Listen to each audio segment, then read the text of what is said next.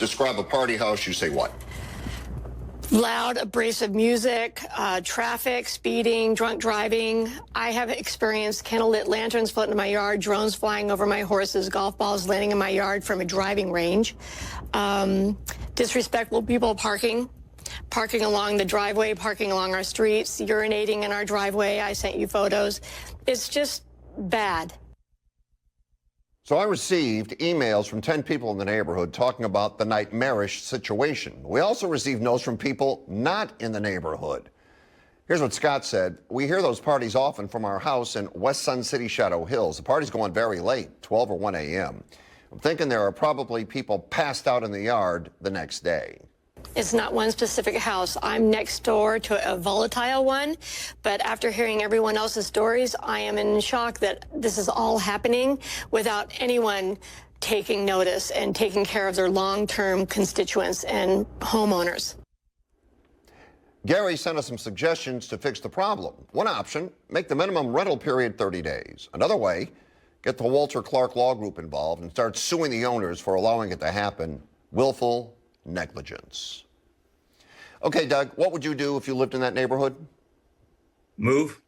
I wouldn't be able to take it. The code enforcement goes out and they can write a little fine. But, if you're collecting a few $100s a day or more as a landlord in a short-term rental, that fine means nothing. And it certainly means nothing to the people having the parties. I feel sorry for them. I really do. I really do. Jamie, what would you do if you were in that neighborhood?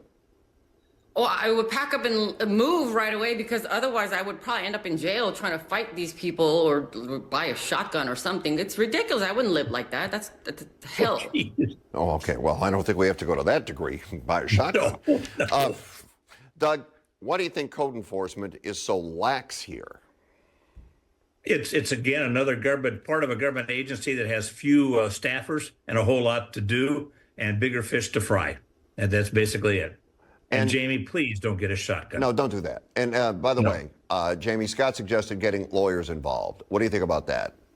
I was agreeing 100% with him. Walter Clark 777, call him, get him involved. This is another layer of ugly side of the Riverside County problems. All right. Before we wrap this topic up, Doug, I have a quick question for you. Yes, sir. You got a haircut?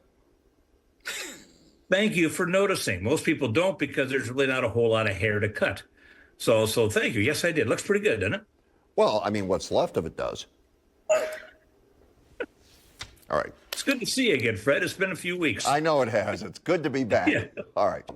But just like in life, bigger is better, and apparently that's not bigger. Do you think big rigs should be banned from Highway 74, Jamie? Absolutely, they should be banned. That road was not meant for big rigs and heavy trucks to be driven back and forth, back and forth. The fact that they're using this road, that we stopped traveling down this road, it's too scary for regular people. For trucks and bicyclists, they're asking to be hurt. Okay, Doug, what do you think about that? Well, same thing. As Jamie just said, we used to travel that road. We don't do it anymore, and we haven't for quite a while. It's dangerous. Those trucks are too many of them. They travel slowly. They encourage people to pass as a result. And seemingly the only reason they take that road is to avoid being weighed. Get rid of them. All right. Well, we showed some pictures of the very narrow road, Doug. Should cyclists be allowed on that road? No, and I think for the same reason. We've taken that drive, as I said, and we've seen cyclists side by side. Up and down the mountain. And so it forces you again to at least inch into the opposite lane to get around the bicyclist. I appreciate their commitment to health, but no, I think it's too dangerous for them and for drivers. Okay.